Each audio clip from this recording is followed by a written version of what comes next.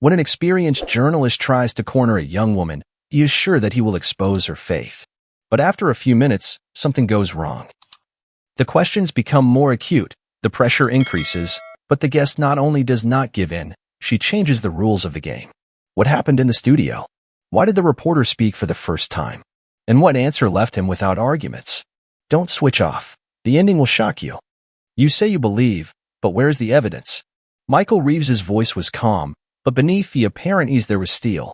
He knew how interviews worked. He knew how to corner people. Today, his target was Caroline Hale, a quiet but powerful woman known for her philanthropic work.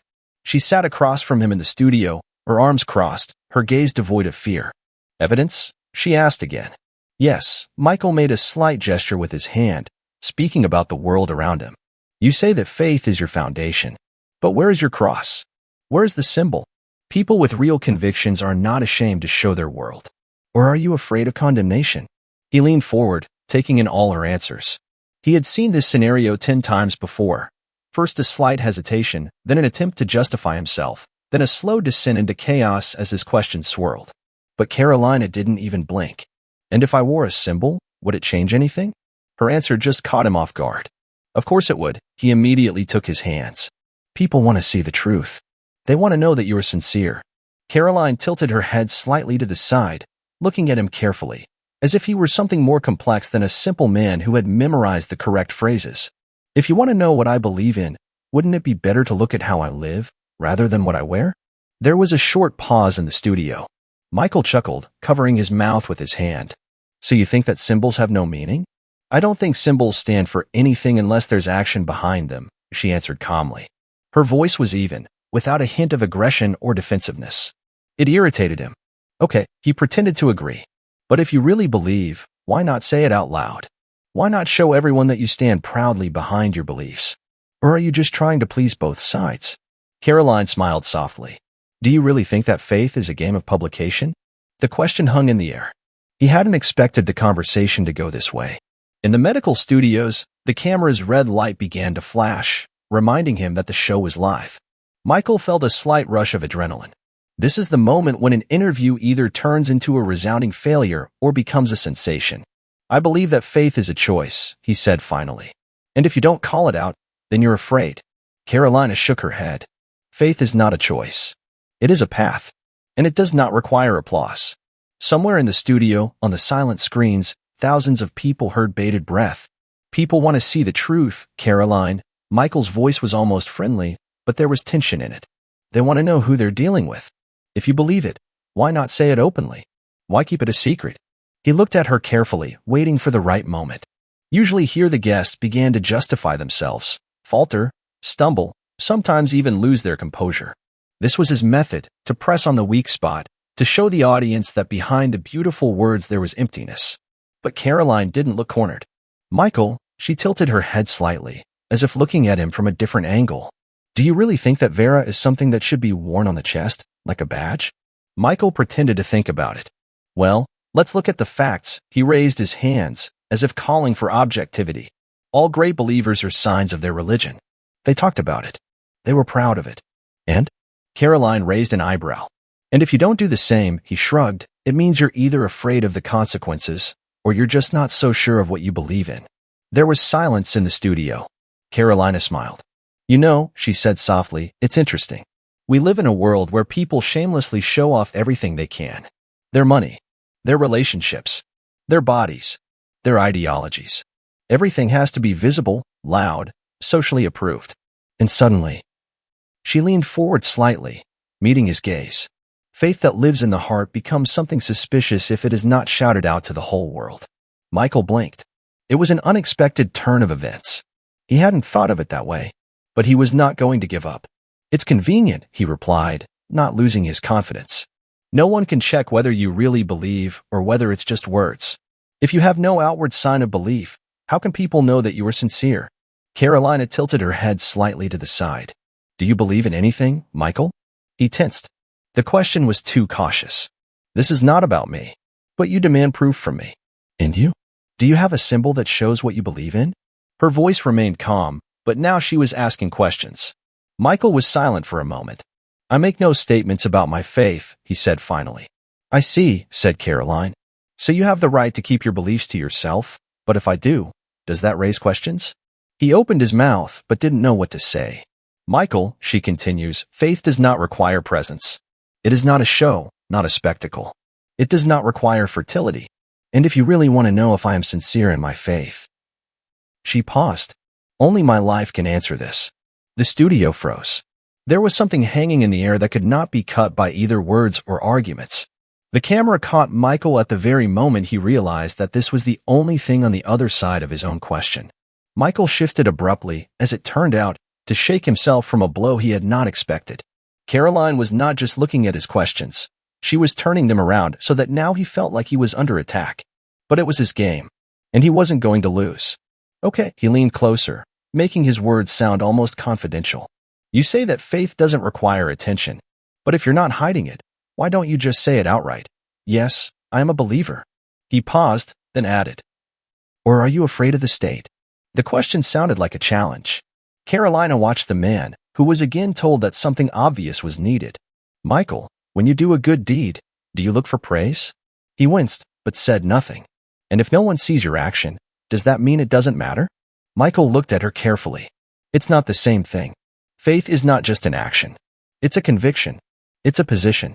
And if you don't state it, how can people know whose side you're on? Carolina has changed. So if I don't shout about my faith, then maybe I'm ashamed of it? Maybe. She leaned forward, her gaze soft but with an unwavering confidence. What if I tell you what I'm not afraid of? Michael Zammer. But you don't say. He narrowed his eyes slightly. Carolina smiled. You want me to make a statement? To say the right words. There's just one problem. She paused. When words become commitments to the crowd, they apply their essence. It was quiet in the studio. Michael pressed his lips together. He felt that economic control. Usually at this point the guest begins to talk nonsense, tries to find a way out. The guest rushes about in arguments.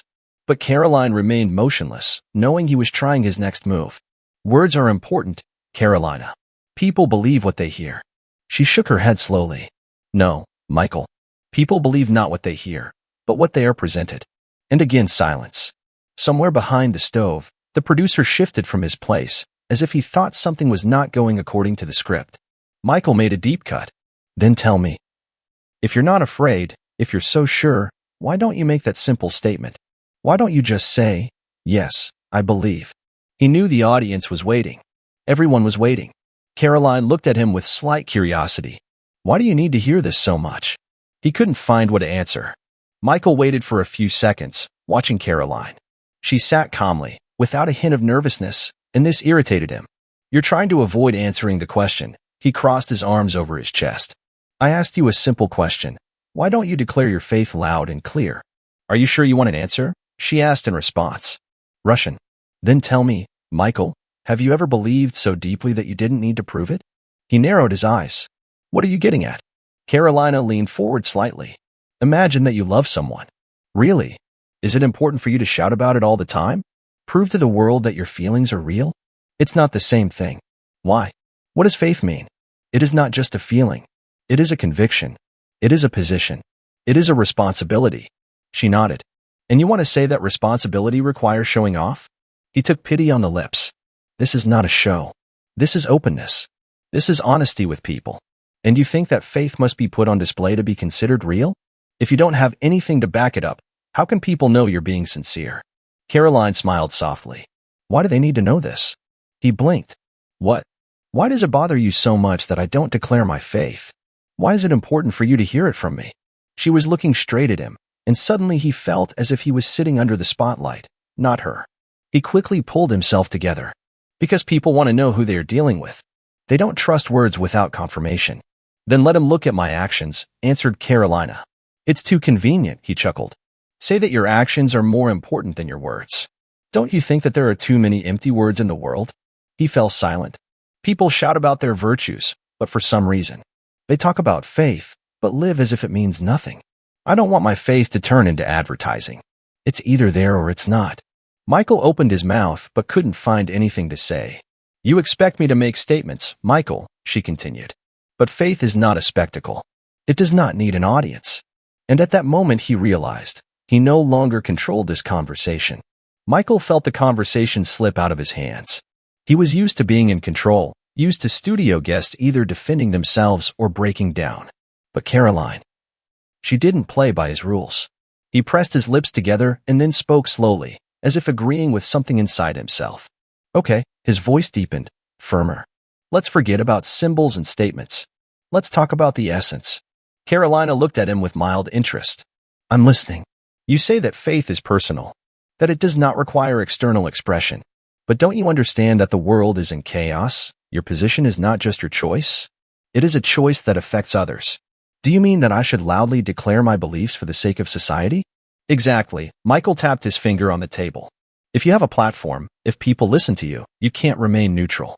Carolina tilted her head slightly to the side. Do you really think that silence is neutrality? Isn't it? She smiled softly. Sometimes silence speaks louder than the loudest words. That's an evasive answer, he said. That's an honest answer, she corrected.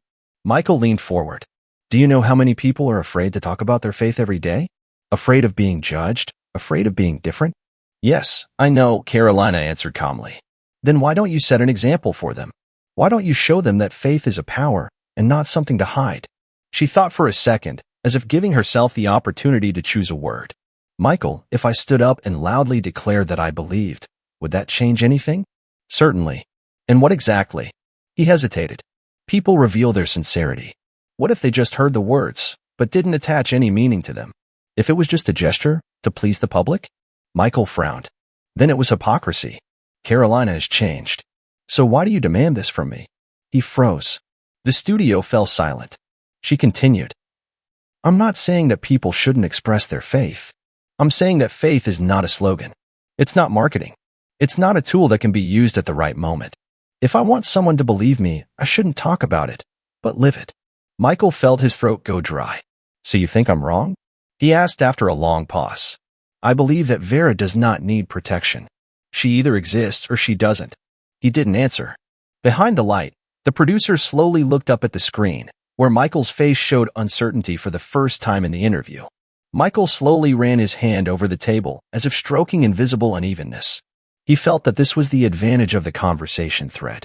Usually at this point the guest starts a virus, tries to smooth things over, goes into justification. But Caroline did not justify herself. She did not even defend herself. She was just talking. And this irritated him. Are you sure you understand what you're getting into? He finally asked, changing his tone. Now he spoke not like an aggressive journalist, but like a man trying to understand his interlocutor. Caroline raised her eyebrows. What do you think I'm doing? You talk about faith as if it is beyond politics, beyond public opinion, beyond judgment. But you know that it doesn't work that way. She tilted her head slightly to the side. Are you saying that faith should correspond to the expectations of others? What I'm saying is that the world wants to know who it's dealing with. If you don't make your position known, someone else will. Carolina smiled. Have you ever thought that maybe this is where the problem lies? In what? That people don't need the truth. I need labels. Michael opened his mouth, but didn't immediately find an answer. Carolina continues. You hear big words from me. You want me to make a statement that is written in a familiar format. But if I do this, what will change? People will understand who you are. She looked at him carefully. Shouldn't they have seen it from my actions? Silence reigned in the studio again. Michael swallowed. He felt the conversation had turned on its head. You do understand that many people might think that you are simply avoiding the answer? Of course, she said. Then why don't you say it straight out? Carolina looked into his eyes. And if I said it, but you didn't live according to my words, would you keep it? He blinked. Of course not. She nodded. Then why do you demand words from me and not actions? He couldn't find what to answer. But something inside him cracked for the first time. Michael leaned back, steepled his fingers, and looked at Caroline thoughtfully. He felt like his usual tools weren't working. Every time he tried to pin her against the wall, she didn't fight back. She just took the conversation deeper. And the further it went, the more he was out of control. There was silence in the studio. So you were evading after all, he finally said, trying to regain the initiative. Carolina looked at him calmly. Is that how you see it? That's how you act. I asked you a simple question. Why don't you declare your faith? And you didn't give me a straight answer. She smiled slightly. What if I already answered? Michael frowned. When? Caroline leaned back, thinking out loud. You expect faith to be loud. That it must be declared, proven, stepped upon. But what if faith is not a battle? What if it is stronger when it is not imposed? Michael tensed. But if it is not hacked, it will disappear. Will it disappear, or will it simply remain where it belongs, inside a person? He didn't know what to answer. Carolina continues. You know what's interesting, Michael? The more you try to force me to say what you want to hear, the less you understand why you need to say it. He opened his mouth but closed it without saying a word. The silence became palpable. It turns out that the viewers on the other side of the screen even held their breath. Sometimes the best argument is silence, Carolina said calmly. Michael looked at her, feeling something new. Not annoying. Not anger. Some kind of strange, incomprehensible respect. Michael felt something shift inside him. He was used to his interviews ending triumphantly. A sharp remark, a moment of confusion from his guests, a pause that confirmed his victory. But now everything was different. Carolina was silent. Not because she had nothing to say, but because she had already said everything that needed to be said. It was so quiet in the studio that you could hear someone moving a sheet of paper behind the stove. Michael made a speech on his outer lips. Is that all? He asked, not understanding why his voice sounded quieter than usual. Caroline looked at him softly. Do you need anything else?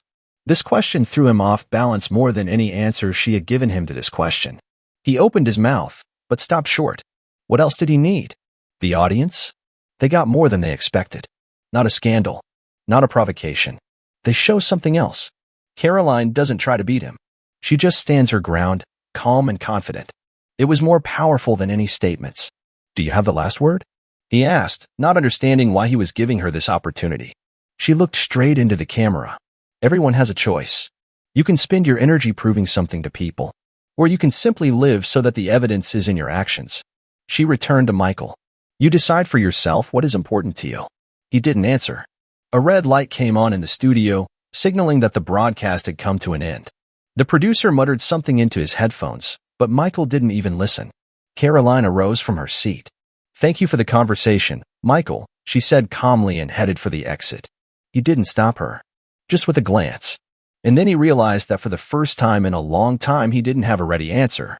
Michael thought he would open Caroline up, force her to settle in, prove that her faith was just words. But the more he was a devil, the stronger she became. Without grand proclamations, without defense, without fear. And when he realized that he had lost, it was already too late. This interview changed everything. What's more important, big words or actions? And who's really left unanswered? If this story made you think, subscribe to the channel, like and click the bell so you don't miss new stories that no one else has revealed to you.